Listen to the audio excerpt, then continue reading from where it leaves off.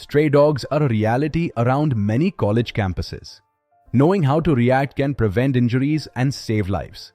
Stray dogs are not aggressive by default. They react when they feel threatened, scared, disturbed, or hurt. Recognizing early warning signs gives you time to react safely. Stay calm. Walk slowly.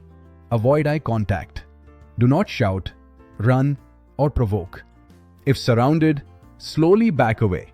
Use a bag, bottle, or umbrella as a shield.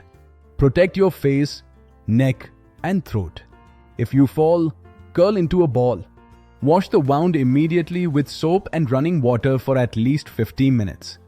Do not apply turmeric, oil, herbs, or tightly tie the wound. Rabies is fatal if untreated.